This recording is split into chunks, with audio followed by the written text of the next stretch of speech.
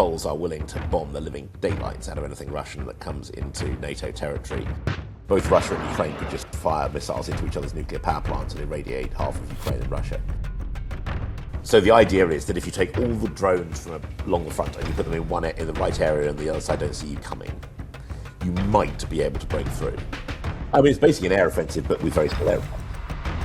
Peter, we saw the Iranian and the Ukrainian conflict come together this week, not kinetically, but Iran was sending threats towards Ukraine, and Ukraine said that they would respond at hitting Iran if they were to come under attack. What does this mean for global conflicts, and could we see a wider conflict spread because of this? Yeah, I mean, I think we should already be looking at both of those conflicts as part of a broader continuum. And I think we should also be looking at them as part of a broader continuum that also includes the non-kinetic confrontation in the Pacific. So if you look around the world, you're seeing obviously, Russia and Ukraine and their various backers. So the Europeans and the Americans on one side backing Ukraine, the Chinese essentially keeping the Russians in the game. The Russians have already been getting a lot of support from Iran throughout the war. I mean, we talk a lot about the Shahed drones, but I mean they've been absolutely fundamental to the battle to kind of take apart Ukrainian infrastructure. Those, the design comes from Iran. They're now built in Russia. We know the Ukrainians have been talking about the Russians helping the Iranians to conduct strikes. Certainly the implication from what Vladimir Zelensky has been saying is that some of those strikes that have hit American bases in the Gulf, including that strike in Jordan that killed several US personnel, may have been assisted by Russian intelligence, Russian satellite footage potentially. So you're seeing all of these kind of overlap. You're seeing increasing sort of, obviously in the Gulf we're seeing the Americans and the Iranians targeting shipping on both sides. We've seen that in the Black Sea for a long time. You're seeing an overlap now into the sort of Caspian Sea energy from ever since the beginning of the war. In the Gulf, we've seen occasional Iranian strikes against Azerbaijan and Azerbaijani sort of ships. So all of these things are gradually coming together. But also, it's worth. There's another angle here which I think it's worth understanding, which is that arguably the main effort of Zelensky's government at the moment is to maintain and build US support. And as far as they're concerned, the closer you can get those two conflicts, the better. So Zelensky's also been down the Gulf talking about selling interceptors to Gulf states. We just saw Lindsey Graham's funeral in Washington. There's sort of a bunch of conversations about sort of anti-Iran hawks, anti-Russia hawks around the outside of that. So I would say these two conflicts have overlapped for a while, and that overlap is continuing to build. And do you think that we might see some kind of kinetic strike between them, or do you think that's far off, it's bad diplomacy, it's just not in the interests of either country to want to commit some kind of strike against each other? I wouldn't rule it out. I mean, I think it, and in some ways, I think it is already. As far as Zelensky is concerned, Iranian missiles have been hitting his country for probably the best part of 3 years. Since the very beginning of the war. As far as the Iranians are concerned, they have less of a beef with Ukraine. But of course, if the Russians say you can only have this bit of support if you do something against the Ukrainians, then that's exactly what they'll do. I think it is probably not. It's not the biggest thing I'm worried about in the world. We've seen drones and missiles coming into European airspace in the last week or so. That's probably more dangerous. We're seeing the starting of targeting of desalination plants in the Gulf by Iran and so forth. Those are probably all more dangerous when it comes to escalation than watching the Ukraine war and the Iran war get closer to each other. But yes, I mean, at the moment, there seems no reason to assume that those links are going to get less. And that means we probably are on a path towards gradual further escalation. And you talked there about those missiles that have gone awry and they've started to enter NATO airspace. Last night we saw a Russian Kh-101 missile hit Poland. Could these potentially be that kind of Balkan spark which does lead to a wider conflict? So I think, it's not clear that those are accidental incidents, right? We've had accidental incidents since the beginning of the war, and don't forget also that the ability of US intelligence to get inside what other countries are doing and to develop and to deliver a reasonably well-informed kind of judgment as to whether these are accidental or not is pretty good. So I think it's probably not a coincidence that we have seen multiple drones enter Romanian airspace and then a ballistic missile hit Poland. It could be that that's a coincidence. I mean, one of the things that is important to understand is there is an ever-evolving jamming battle going on. So both sides, the Russians and Ukrainians, are finding, with their backers, are finding new ways to jam missiles and send them off course. So it's not totally impossible that you get a bunch of stuff running out of control because someone has found a new way of jamming. A lot of the jamming at the moment is around jamming Starlink, for example. But I think, what intelligence sort of analysts call Occam's razor, the simplest explanation is probably that the Russians are getting very, very fed up of having their infrastructure destroyed. They view that as being done by Ukraine with the support of European states and the West, and they're just pushing back a bit. So yes, possibly that ballistic missile landed somewhere it wasn't supposed to, or possibly they decided very deliberately to drop it into an unpopulated area of Poland, to make a point. Very difficult for us to tell from the outside. But again, I would look at the number of those events that are occurring, because individual events can be a one-off. But actually, the increase in drone breaches of Romanian airspace and then this incident in Poland look more like a deliberate campaign to just sort of push the edges. And again, I think it's, don't forget the European states and the Americans have their own way to push back, not least and most simply by giving weapons to the Ukrainians. So every time one of these things happens, you see, a bit more intelligence sharing, a bit more equipment sharing from the Europeans and Americans into Ukraine, and that basically means a Russian oil refinery explodes or a Russian factory explodes or something. So there are other ways of kind of pushing back that we don't necessarily see in real time. And this is something that The Economist reported on quite recently, is that the US was saying to Poland that Russia could launch some kind of incursion, not invasion, but a helicopter might crash and then they may send Russian troops through Kaliningrad to go and recover the helicopter and provoke or test NATO's resolve and its response. Do you think that some kind of situation like that is very possible? I mean, I think it would be, the Russians would have to be, for the Russians to send live Russian troops into Poland, I think would be a risk, not least because regardless of whether NATO ever gets around to doing anything, the Poles would get round to doing something very, very quickly.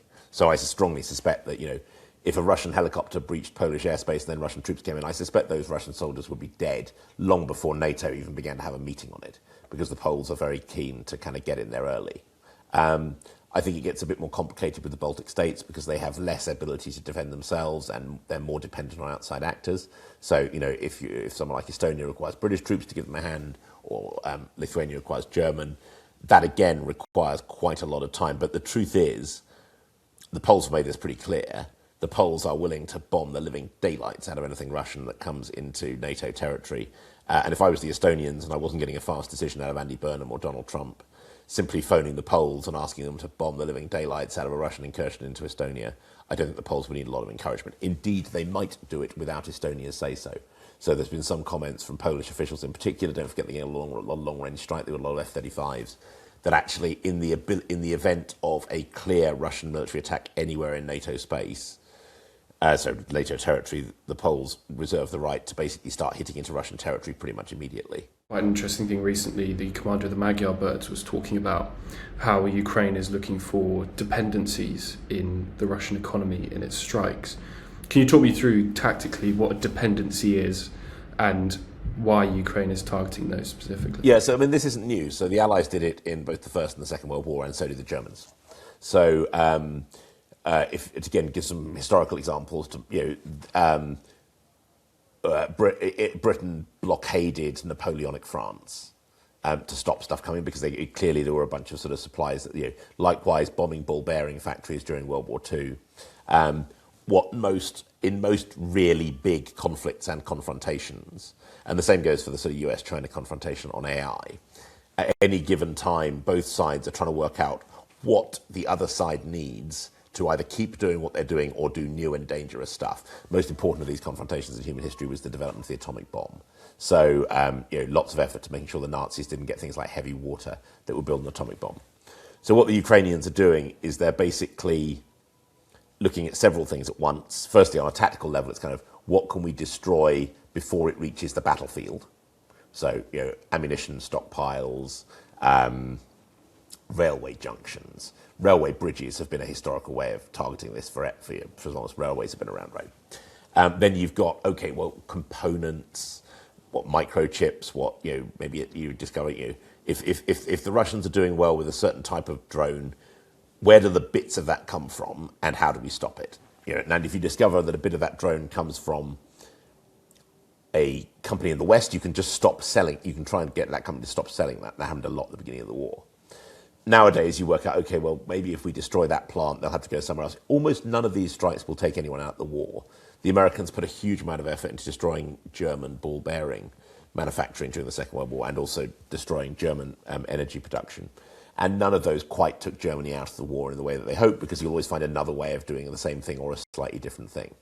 I mean, again, if you really think about the Russian approach, the Russian aim for most of the war has been to exhaust Ukraine's human capital, because they viewed that as the weakest part of the Ukrainian kind of military machine, that Ukraine would run out of people before it ran out of drones. And therefore they tried to sort of degrade the number of people. The Ukrainians have been doing the opposite.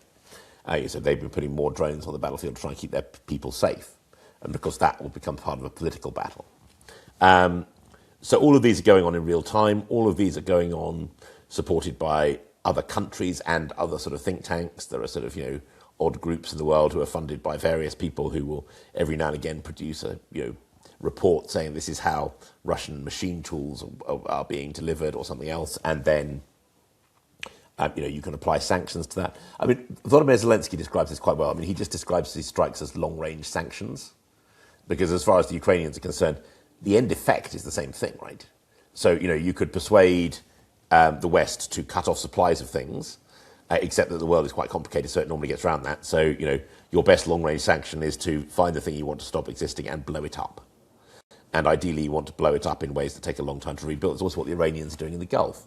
So, in order to threaten, one of the reasons why the Americans have just sort of halted and then sort of restarted is because the Iranians, well, the Iranians and the Russians between them really, have successfully used up a very large number of air defense missiles, which have been used in the defense of both Kyiv and particularly the big energy and other essential infrastructure of the Gulf. That means that we're not that far away from the point where, the bad guys have more missiles that they can fire this way than the good guys have defending.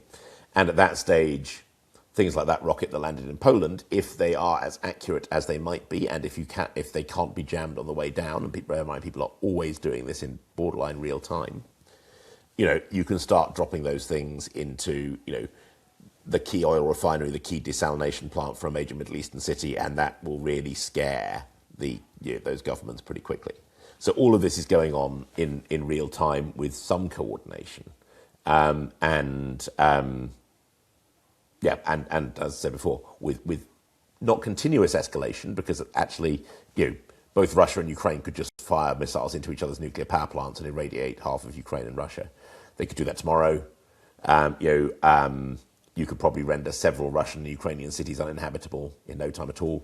Why they're not going to do that? They're not going to do that because, at the very least, the other side might respond in kind, and at worst, the other side or their friends might respond with something even more dangerous, or indeed, it might cause a fissure in a relationship. So I don't know, for example, whether the Xi Jinping-Putin relationship would survive Putin attempting to lay waste to Ukraine with nuclear weapons or by targeting nuclear power plants. I think at that stage, he might discover that he was a bit on his own.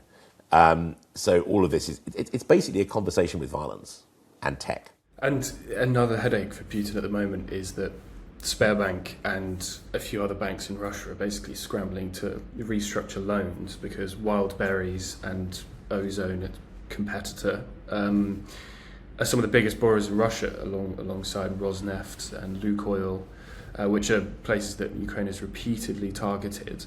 Is the targeting of Wild Berries warehouses specifically because Ukraine wants to try and collapse the ruble? Well, I think the Wild Berries warehouses are quite a nice target for Ukraine because they do several things at once. Firstly, a fair chunk of the components and drones that the Russia is using on the front line come through that supply chain.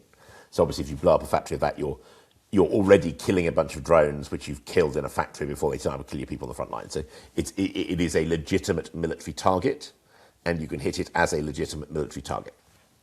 Secondly, obviously, it's a business, and as a business, if you start blowing up bits of it, whether it's an oil refinery business or anything else, then that business is not going to work as well. And that means that business's ability to get to plug into the rest of the financial system will struggle. Now, obviously, Russia can print more rubles and do various things to make sure to alleviate that, but they all come with their own costs. The third thing is that both the damage you're doing to the Russian financial system and the damage you're doing to the Wildberries distribution system. So it's a bit like Amazon. If you think how many businesses in Britain and the US depend on Amazon as their supply chain, or indeed people depend on Amazon to deliver things like, for example, I'm a guy with paralyzed my shoulders down, so I buy a bunch of things like gloves for my carers from Amazon and so forth. If those stop arriving, or they become more expensive, or both, you're also disrupting Russia, and so you're imposing a political as well as a financial cost. So I don't think they sit down and go, we're going to do this because we want to collapse the ruble. They're doing it because they are working out what targets they can hit at any given time that will have the maximum effect. And they might be able to collapse the ruble, but they can definitely pressure the ruble. And the more they pressure the ruble, then the more Russia has to spend money in supporting its economy that it isn't spending on bombing Ukraine.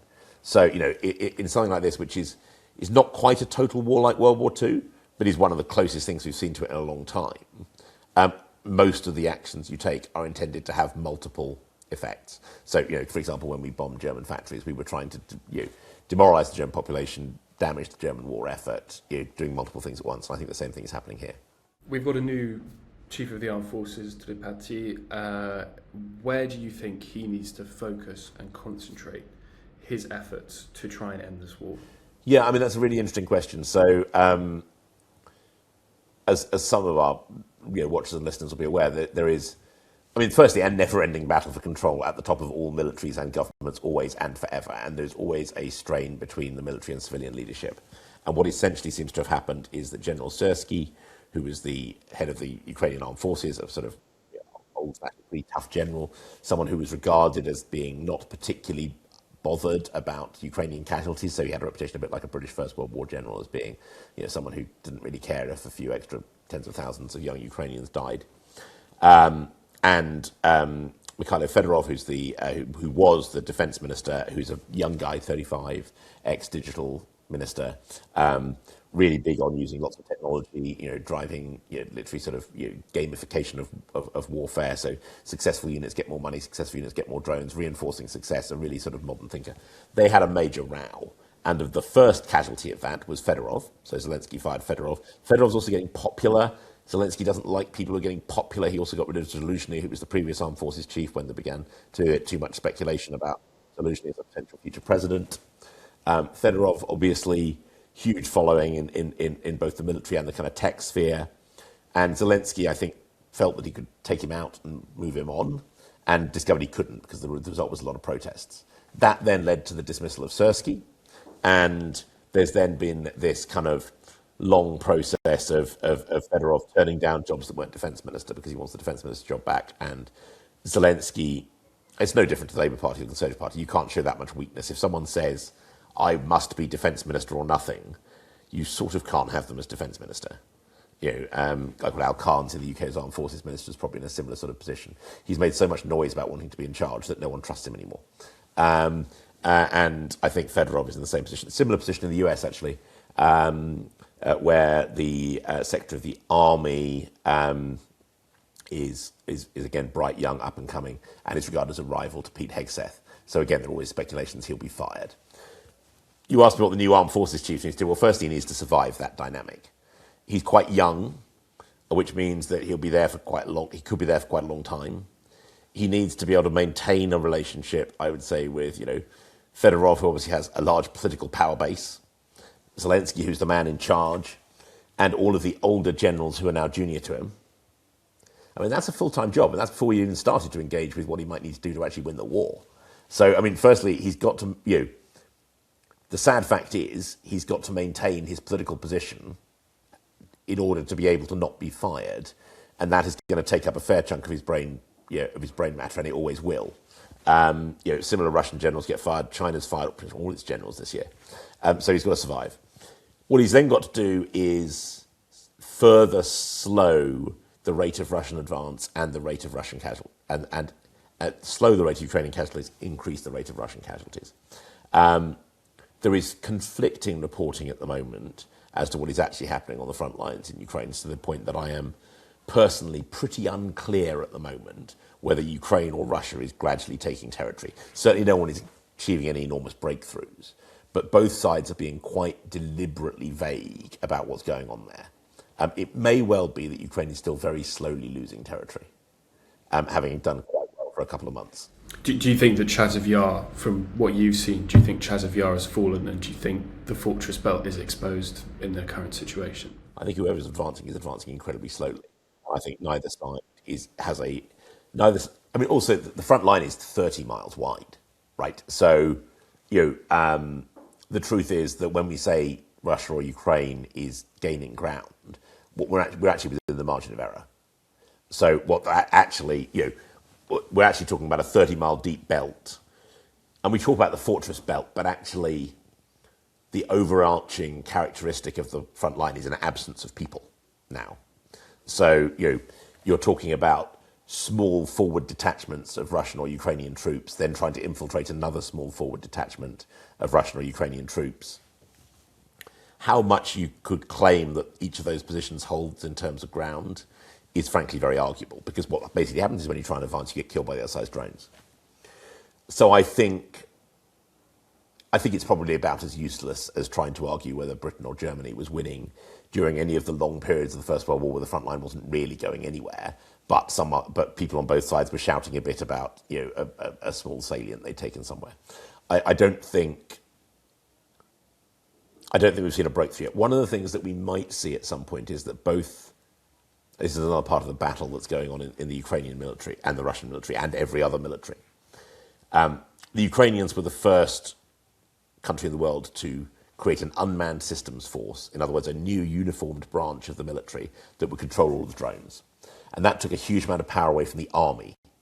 So if you think about it, the army used to be, if you're a frontline brigade, you used to have lots of drones. Huge chunk of those drones were then taken off you and handed to another organization that did its own planning. The Russians have now also done the same. Both sides have a theory, which they have not yet tested yet, which is no different to any other theory in human history, which is if you throw a bunch of things at one bit of the front line, it might collapse and you might break through. British did it with tanks in Cambrai in 1917. So the idea is that if you take all the drones from along the front and you put them in the right area and the other side don't see you coming, you might be able to break through. And there have been people wandering around the Ukrainian side for about 2 or 3 years saying, please give us the time and space to do this, and there are probably people on the Russian side. One side might try that at some point. They haven't got that much of a window before the summer ends. Although the Russians, I think it is probably fair to say there is a dynamic in Ukraine and possibly also Eastern Europe where the Russians believe they fight better in the winter and the Ukrainians and every other Westerner believes they fight better in the summer. So, we think of fighting seasons as being a summer phenomenon for Western troops. There is a narrative, which I think has some background to it, which is that if the Russians had invaded Ukraine 3 months earlier at the start of the winter, then actually they might have done better. As it was, the mud was coming, as they sort of meant at the end of February. So I think there'll be a bunch of those arguments going on, and it would be surprising if the Ukrainians and the Russians were not both working on plans to break through the front line and try and force the other side to capitulate. And at some stage, one or both those sides will try it. What does that look like? You say like throwing a lot of one thing at somewhere to try and create a breakthrough. I mean, it's basically an air offensive, but with very small airplanes. So if you think of the first day of the Battle of the Somme, the idea was that if we built enough artillery and put it in the first place, we would break through the front line. It was not successful. We then built a lot of very slow-moving boxes and turned them into tanks. And that was slightly successful. Essentially, we're talking about the same. So the idea would be, and don't forget there's also a jamming component in here, so you want to do two things at once. You want to make sure that you can knock down all the other drones over the front line. You can do that through electronic warfare, jamming, and physically shooting them down with drones or running into the drones. And you want to make sure that yours can get through. The downside is that every time you try this, you may discover that the other side has made a new breakthrough in jamming something and it doesn't work anymore. So if, for example, when I was in I was at a trade fair in May, and a bunch of drone firms were going, "It's great. This is our great drone. We put a Starlink transceiver on the top, and it can strike. It can do all kinds of things." The Russians started jamming Starlink about the same time I had that chat, and all that stuff stopped working. Now it's working again, I think, judging by conversations I've had. And unsurprisingly, people aren't exactly explaining how. But basically, it all comes down to finding a new way to get a signal through to a thing using either a cable or using a signal, which is just a bit of somewhere on the electromagnetic spectrum. And you're seeing a never-ending battle of that in real time. And of course, that is now AI augmented, because you've got all of your scanning of the radio frequencies over the front line, whether we're talking about the Gulf or Eastern Europe or Ukraine itself. That's all now being fed into sort of sea containers full of computing power, which are then trying to find ways around it. And the other side is doing the same thing. So you're seeing, it was called the Battle of the Beams in the Second World War, where you're trying to get bombers through, and it's basically the same thing. But because we now have a live war, and we're seeing overlapping technology in both the Gulf and Ukraine, all sides are doing it. But also, don't forget, the Americans, the Chinese, the Russians are also trying to hold some of their technology back, because if they end up in an even larger war, they don't want everything to have been used up in Ukraine. So the Germans, for example, hold back their Taurus missile. Not, I think, because the Germans don't like seeing Russian oil refineries blow up. If you look at Boris Pistorius' face when he was shown an image of that, doesn't seem to have a problem with striking deep into Germany, deep into Russia. But the moment you start firing Taurus missiles deep into Russia, the Russians start picking up those Taurus missiles. They and the Chinese start trying to rebuild them. They start trying to work out how they get to where they're going, and they try and find a new way to bring them down. And so everyone is trying to both use and conserve their technology. Is that also radar signatures that come into that once the Russians have the radar signature of a Storm Shadow missile, it becomes much easier for them to detect them, and therefore they become less effective? Probably, although it's not just the radar signature, it's also the visual signature. You can change the shape of anything by putting a different bit on it. So, for example, one of the problems that AI has had in the frontline Ukraine, which is one of the reasons why AI has not been as effective as it might have been in killing things like Russian tanks, is that as soon as the drone threat arrived, every Russian tank crew put a different cage on their tank. Now, they did that just because they were basically salvaging chicken wire from nearby Ukrainian farms, and they were trying to make sure the drone didn't explode against the armour of the hull. But what that then did was it meant that every Russian tank looked different to what the AI thought a Russian tank should look like. Same is true of radar. It's just the same. And so anything you change the shape of looks different. The other thing is that if you think about the range of sensors, so everything looks like something, everything has a radar signature, and everything makes noise. And one of the ways in which the Ukrainians have been incredibly effective, and I would imagine the Russians are doing the same by now, is that they have put a microphone on every mobile phone tower, and then that all comes into a central center. And by hearing, we all hear the sort of whine of a drone, right? But actually, if you plug that into AI, and the Americans were doing this with sonar in the 1980s, it was the Hunt for Red October and so forth. This is all the same stuff with sound waves underwater. But basically, you can work out what a drone is, where it's going to, and how fast it's going. And then you can, this is happening less than it was, but it's still happening. You can send a drone up with a stick on it to try and put the stick into the propellers of the drone that falls out of the sky. Or you can ram it, or you can jam it, or you can fire a laser at it, which is not really working yet, but is the sort of next big thing. The other quite significant breakthrough that has actually made a huge difference is that the most effective way of bringing down drones is to fire lots of machine gun rounds at them. Now, the downside of firing lots of machine gun rounds is those machine gun rounds then fall out of the sky about 4 miles away, and they kill lots of people. So if I wanted to defend London against drones, there's a limit to how many machine guns I can fire into the sky before someone about 2 boroughs away starts getting bad news. Except that now, that ammunition will fragment before it lands.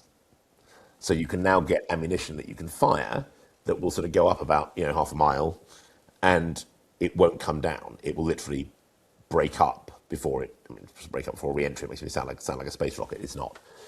So just by doing different things with material science, obviously on the front line in Ukraine where there aren't that many people, no one really cares, right? Everyone's hiding underground. They're wearing, you can use whatever kind of machine gun you want. But if you're trying to defend Kyiv, or even more importantly, somewhere like Dubai Airport, where the Emiratis do not want to fire a bunch of machine gun rounds into downtown Dubai because otherwise whatever's left of their tourism industry is going to vanish. You can achieve quite a lot. The other thing that is worth understanding is that when you see footage from the Gulf, for example, of someone who's allegedly hit an oil refinery, quite a lot of that is the interceptor missiles coming down. A non-negligible number of people who've been killed in Israel have been interceptor missiles. Although again, one of the clever things Iron Dome does is that it reduces the size of the bits falling out the sky of the interceptor rockets, so they do less damage than they would have done, say, 10 years ago. So all of these things are kind of happening at once.